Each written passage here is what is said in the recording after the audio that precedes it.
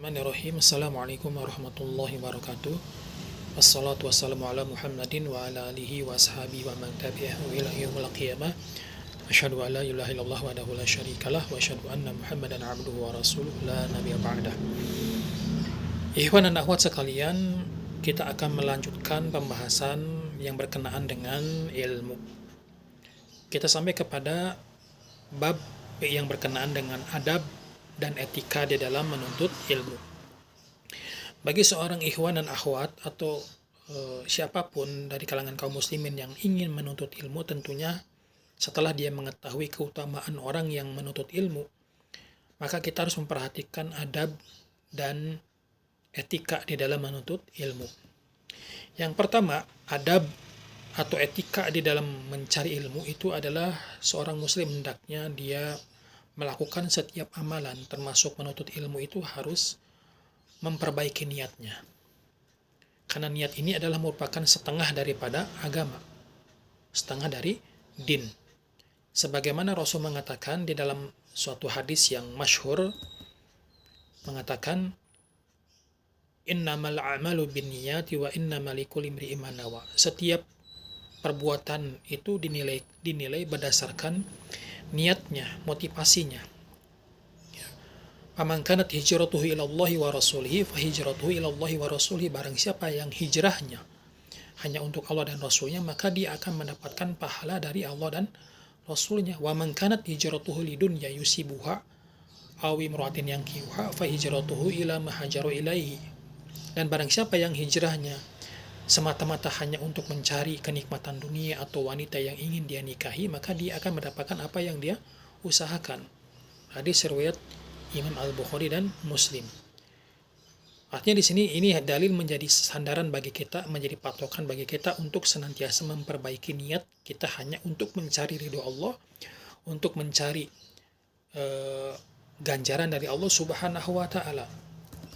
Yang kedua, adab dan etika bagi seorang penuntut ilmu, dia harus bermujahadah, harus bersungguh-sungguh, serius.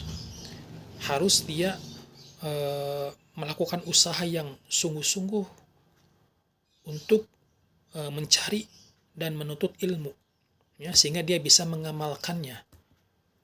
Artinya bahwasanya di sini Allah Subhanahu wa taala dan Rasulnya selalu menekankan kepada setiap hambanya dan umatnya Rasulullah SAW untuk senantiasa bersungguh-sungguh di dalam beramal, di dalam beribadah kepada Allah Subhanahu wa taala. Nah, di mana dalam suatu hadis Rasulullah SAW bersabda, hadis yang diriwayatkan oleh Imam Tirmizi, Rasul bersabda yang artinya, sungguh Allah Subhanahu wa taala telah menetapkan ihsan, usaha yang terbaik di dalam segala hal, di dalam segala perkara. Ketika kita berjuang di jalan Allah Subhanahu wa taala, maka lakukanlah dengan usaha yang terbaik. Bahkan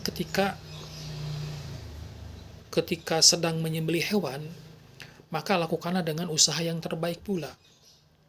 Salah satu dari kalian mengasah pisaunya, sedangkan yang lain menenangkan hewan yang akan disembelih. Hadis riwayat Imam Tirmizi.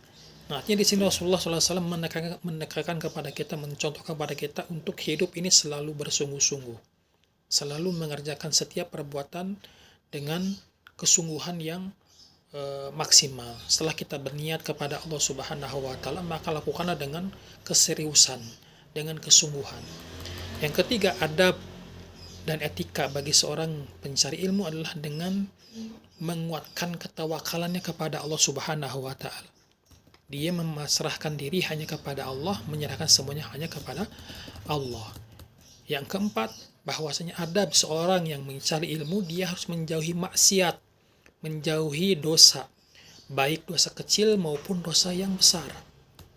Karena Rasulullah SAW bersabda dalam hadis yang diriwayatkan oleh Abu Hurairah radhiyallahu anhu, yang artinya bahwasanya Rasulullah SAW bersabda, seorang hamba apabila dia melakukan suatu kemaksiatan, suatu dosa atau suatu kesalahan, maka akan dititikkan dalam hatinya sebuah titik hitam Apabila dia meninggalkan kemaksiatannya, apabila dia meninggalkan kesalahannya, meninggalkan dosanya tersebut, maka Allah akan membersihkan hatinya dari titik hitam tersebut.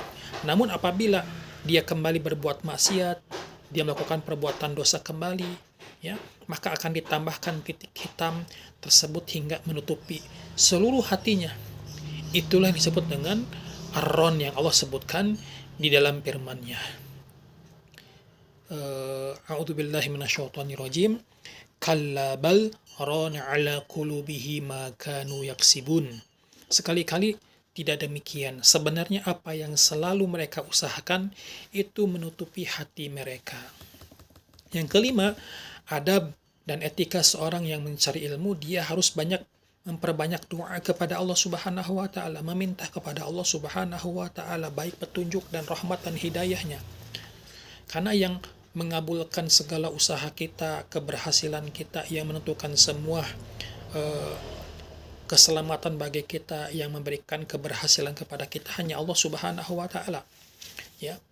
Jadi setelah kita berniat bersungguh-sungguh, bertawakal, ya, membersihkan dari segala dosa, maka kita memperbanyak doa kepada Allah Subhanahu wa taala agar semakin kita dipahamkan di dalam mencari ilmu, sehingga kita bisa beramal dengan lurus.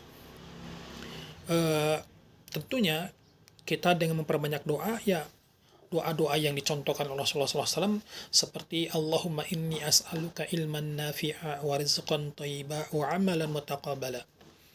Ya, Allahumma inni as'aluka ilman nafi'a, ya Allah, aku meminta kepadamu ilmu yang bermanfaat. Ya, Allahumma inni as'aluka ilman nafi'a wa rizqan thayyiban, dan aku meminta kepadamu rizki yang baik. Wa amalan mutaqabbala, dan amalan yang diterima oleh Allah. Ya, jadi memperbanyak doa. Banyak sekali doa-doa yang dijelaskan baik di dalam Al-Quran dan Sunnah. Yang keenam, kita harus mempunyai prasangka yang baik kepada Allah, berhusnudzon kepada Allah Subhanahu wa taala. Ya, seorang muslim diharapkan untuk senantiasa berprasangka baik atas segala ketetapan takdir dari Allah Subhanahu wa taala. Apa yang ditetapkan dan apa yang ditakdirkan oleh Allah kepada seorang muslim adalah yang terbaik bagi kita. Meskipun hasil dan proses pembelajaran tersebut yang telah dilakukan tidak sesuai dengan apa yang kita rencanakan, ya, karena pasti itu ada yang terbaik bagi Allah Subhanahu wa taala, ya. Yang ketujuh, adab seorang yang mencari ilmu atau etika dalam menuntut ilmu adalah dengan memperhatikan materi kajian. Ketika seorang ustadz atau asatid atau ulama yang kita belajar kepadanya, tentunya kita diperintahkan untuk senantiasa fokus, khusyuk di dalam mendengarkan kajian atau mendengarkan ceramah atau pembelajaran yang disampaikan oleh guru-guru kita. Ya, jadi ini adalah adab di dalam mencari ilmu atau etika di dalam menuntut ilmu. Yang kedelapan, ya, jangan kita ragu bertanya. Ketika kita sudah memperhatikan ilmu, ya, yang disampaikan oleh seorang ustadz atau para asatid atau para ulama, maka jangan ragu untuk bertanya, karena obatnya ketidaktahuan dengan bertanya. Orang berilmu itu tidak sama dengan orang yang tidak berilmu. Ya, ketika kita tidak tahu, maka bertanya. Fas'alu ahlal dzikri in kuntum la ta'lamun. Bertanyalah kepada ahli zikir, ya, jikalau kalian tidak mengetahuinya. Bertanya kepada orang yang mengetahui, ya, jikalau kalian tidak mengetahui, ya. Sebagaimana dalam surat An-Nisa ayat 43, ya, tadi fas'alu ahlal dzikri in kuntum la ta'lamun. Surat An-Nahl ayat ke-43, surat An-Nahl surat ke-16 ayat ke-43. Maka bertanyalah kepada orang yang mempunyai pengetahuan jikalau kamu tidak mengetahui. Yang kesembilan adalah menghormati guru. Ya, seorang muslim di dalam menuntut ilmu harus bisa menghormati dan memuliakan seorang guru. Ya, sebagaimana di dalam kitab Lubabul Hadis mengatakan, barang siapa yang memuliakan orang alim, barang siapa yang memuliakan gurunya, maka ia telah memuliakan aku, kata Rasulullah Shallallahu Alaihi Wasallam. Dan barang siapa yang memuliakan aku, maka ia telah memuliakan Allah. Ya, Dan barang siapa yang memuliakan Allah, maka tempat kembalinya adalah jannah, surga. Di kitab Lubabul Hadisnya. Artinya bahwasanya barang siapa yang telah memuliakan gurunya, maka dia telah memuliakan Allah dan Rasulnya. Barang siapa yang telah memuliakan Allah dan Rasulnya, ya, barang siapa yang telah memuliakan Rasulnya, maka dia telah memuliakan Allah. Dan barang siapa yang telah memuliakan Allah Subhanahu wa Ta'ala, maka balasannya adalah surga. Yang ke-10 adalah dengan mengamalkan. Ini yang terakhir, mengamalkan ilmu yang kita telah miliki, yang telah kita pahami. Setelah kita mengetahui ilmu dan memahami ilmu tersebut, maka kewajiban kita adalah mengamalkannya, mengamalkan ilmu bagi diri kita sendiri, bagi keluarga kita sendiri, kedua orang tua kita, dan juga saudara-saudara kita dan tetangga-tetangga kita, sampai kepada seluruh manusia. Kita amalkan ilmu yang kita ketahui ini. Sebagaimana di dalam hadis yang diriwayatkan oleh Abu Nuaim, celakalah orang-orang yang tidak berilmu, celakalah orang-orang yang tidak mempunyai pengetahuan, dan celaka pula orang-orang yang dia sudah mempunyai ilmu, punya pengetahuan, namun dia tidak mengamalkannya. Baik, itu saja dari saya, mudah-mudahan manfaatnya. Wabillahi taufiq wal hidayah. Wassalamualaikum warahmatullahi wabarakatuh.